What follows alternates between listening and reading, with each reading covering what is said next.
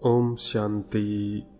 कई बाबा के बच्चों का बाबा से ये सवाल रहता है कि बाबा योग कैसे करें, या बहनों से भाइयों से पूछते हैं योग कैसे करें, क्योंकि काफ़ी बार हमें योग करना नहीं आता। हालांकि 7 डेज कोर्स में अच्छे से सिखाया भी जाता है, तब भी कई बार बच्चे कहते हैं उसके बाद भी कि हमें योग सिखाओ।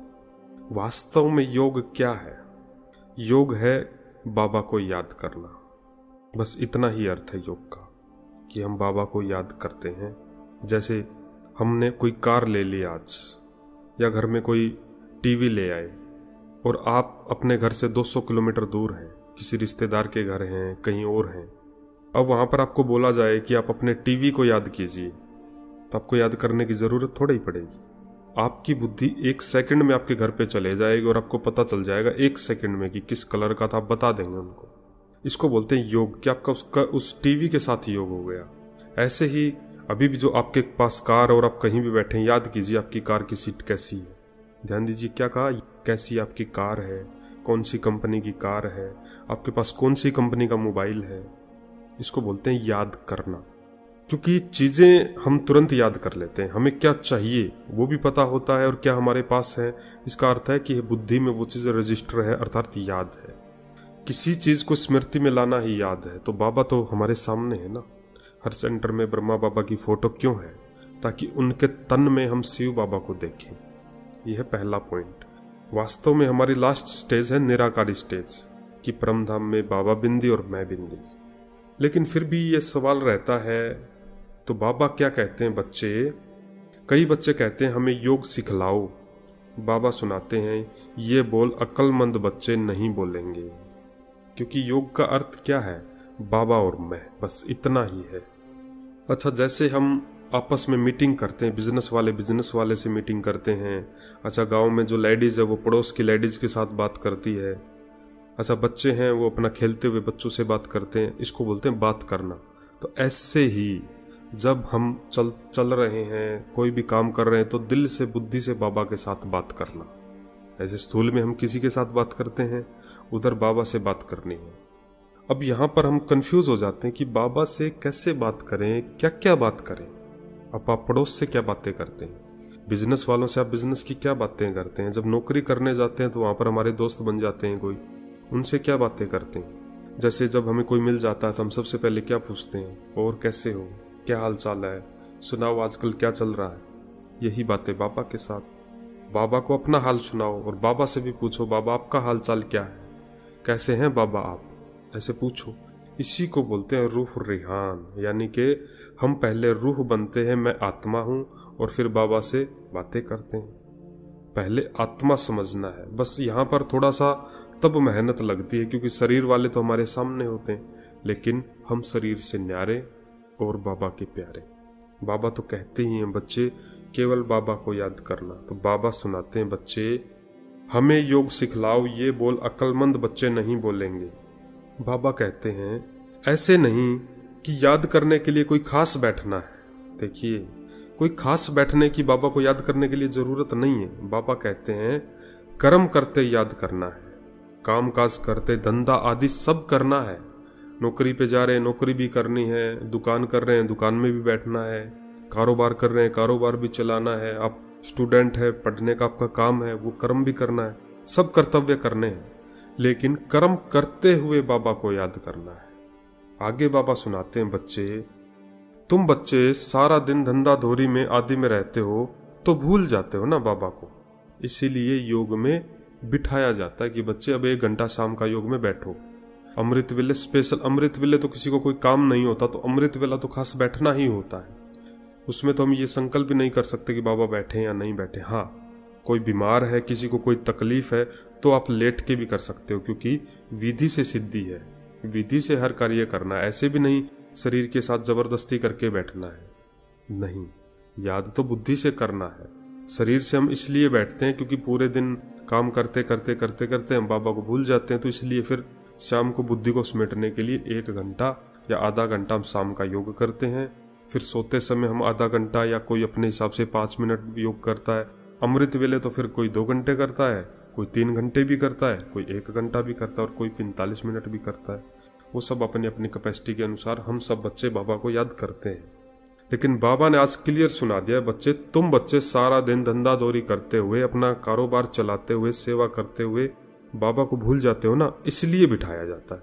तो बाबा कहते हैं बच्चे ना से तो बैठना अच्छा है ना, तो बाबा बैठने के लिए मना नहीं करते, भले सारी रात बैठो, परंतु ऐसी आदत नहीं डालनी है। बाबा कहते हैं बच्चे आदत डालनी है काम काज करते हुए, क्योंकि बाबा ने हमें सन्यासी नहीं बनाया है कि आप बैठ जाओ बस सारे काम काज छोड़ दो। नहीं, बाबा ने तो हमको कर्म योगी बनाया है। बच्चे कर्म करते हुए योग करना है। योग अर्थात बाबा को याद। हम दूसरों को भी ऑफिस में जाते गुड मॉर्निंग बोलते हैं, तो बाबा को गुड मॉर्निंग बोलो। दिल में कोई बात चुभ रही है, बाबा को गुड मॉर्निंग बोलो, बाबा को सुनाओ, बाबा को बातें सुनाओ, बाबा को गुड आफ्टरनून करो। खाना खाते हैं तो देखिए, जब कोई दूसरा हमारे सामने होता है तो हम उसको तुरंत पूछते हैं कि आप भी खाना खा लीजिए, लेकिन बाबा को हम भूल जाते हैं। बाबा को याद करना है चलते फिरते कर्म करते हुए। तो आज के बाद ये कभी मत कहना कि योग कैसे करें। योग अर्थात याद करना बाबा को, चलते फिरते कर्म करना। हाँ, शुरू में हमें कमेंट्री सिखाई जाती है कि हम बाबा से कैसे बात करें। मैं आत्मा हूँ, हम जैसे बाबा के कमरे में बैठे हैं। बैठना इसलिए होता ताकि वो आदत में आ जाए, और पूरे दिन भर जब हम धंधा दौरी करते हैं, हमारा कारोबार करते हैं, तो हम भूल ही जाते हैं ना। कोई टेंशन आ जाती है, दिन में कितनों के साथ पैसों का लेन देन होता है, कोई हमारे बारे में बुरा बोल देता है, कोई गाली भी दे देता है, तो बुद्धि बाबा से हट के उधर चली जाती है। इसीलिए फिर बिठाया जाता अमृत वेले शाम को।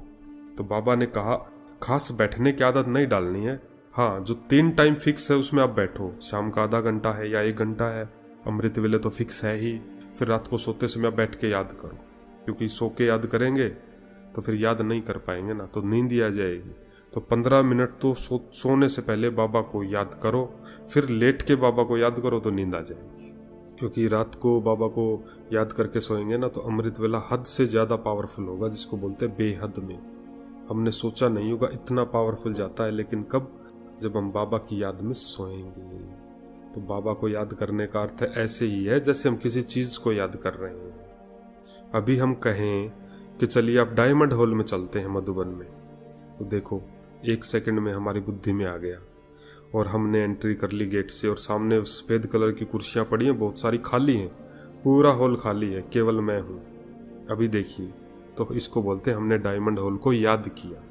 चलिए और चलते हैं। अब कुर्सियों के आगे 3 लाइनें सोफे की होती हैं डायमंड हॉल में।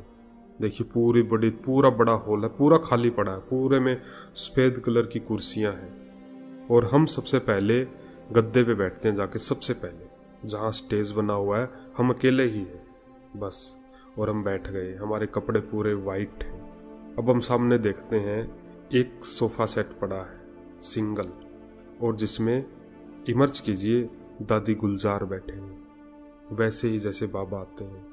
और ये आ गए बाबा उनके तन में, बाप दादा, और बाबा मुझे दृष्टि दे रहे हैं। केवल मैं अकेला हूँ डायमंड हॉल में, और बाबा केवल मुझे ही देख रहे हैं।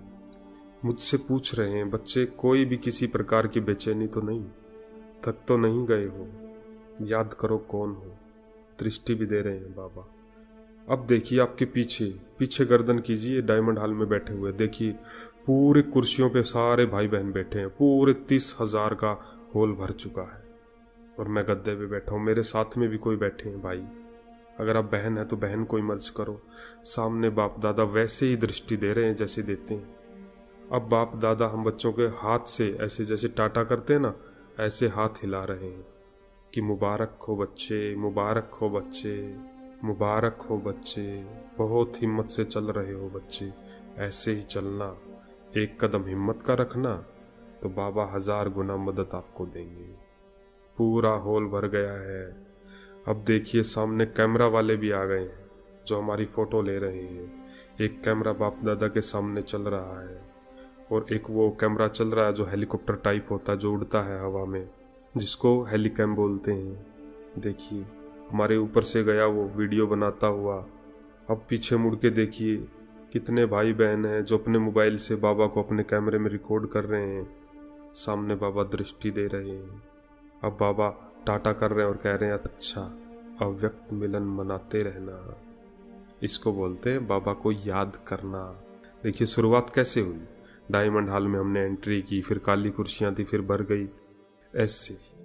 ऐसे ही जब हम बाबा की याद में बैठते हैं तो मैं आत्मा हूँ। चलिए दूसरा अनुभव करते हैं। आप कहीं भी, अभी भी ये वीडियो सुन रहे कहीं भी हैं आप, चाहे खड़े खड़े आप रोटी बना रहे हैं और ये वीडियो सुन रही से बुद्धि से, चलिए चलते हैं, मधुबन ही चलेंगे बुद्धि से। ये गए हम बाबा के तपस्वी धाम यानी कि बाबा के कमरे में। वो वाला कमरा सबको याद है ना, जिसके चारों तरफ कमल पुष्प बना हुआ है, कमल का फूल, वो वाला कुलाई के आकार में जो बाबा का कमरा है।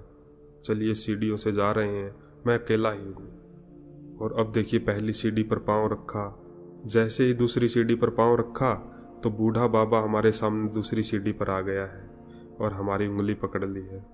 और बूढ़े बाबा के तन में शिव बाबा दोनों रहते ही हैं। अब बाबा हमें सीढ़ियों से चढ़ाते हुए कमरे के अंदर लेके गए और ये बाबा ने कमरे का दरवाजा खोला और बाबा सामने बैठ गए जहाँ बाबा की फोटो है, एकदम प्रत्यक्ष रूप में है।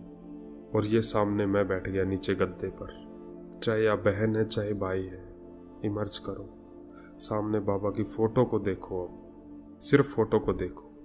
और बाबा के मस्तक में, ब्रह्मा बाबा के मस्तक में धीरे धीरे शरीर गायब हो रहा है जो फोटो में है और बाबा का लाइट का शरीर इमर्ज हो गया है। चारों तरफ शरीर के वाइट कलर की कनियां ऐसे बनी हुई है और ऐसे साकाश टाइप में बाबा है।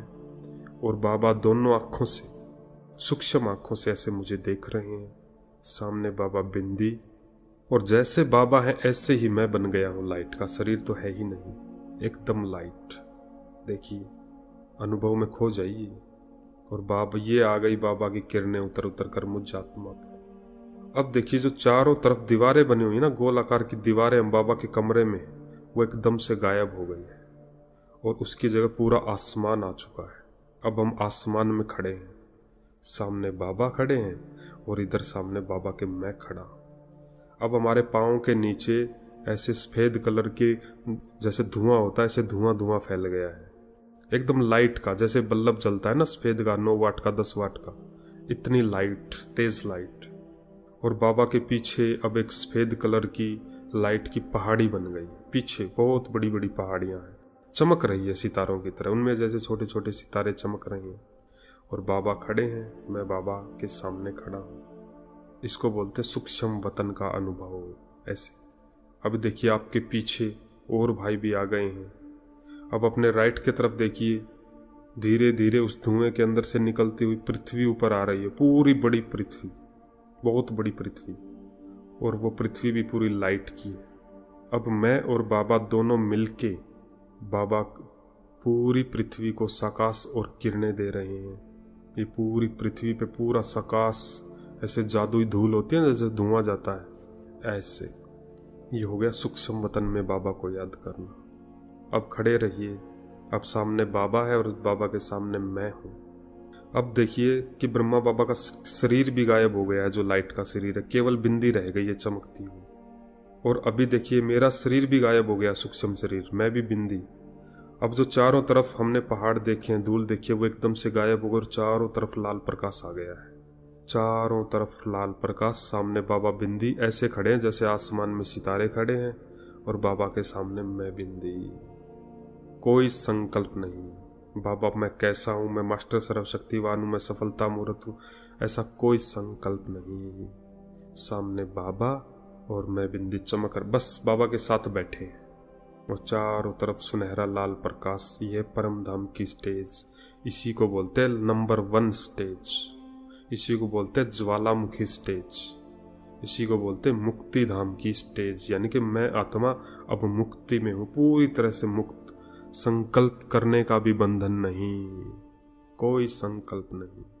तो आज के बाद ये मत कहना कि बाबा योग कैसे करें।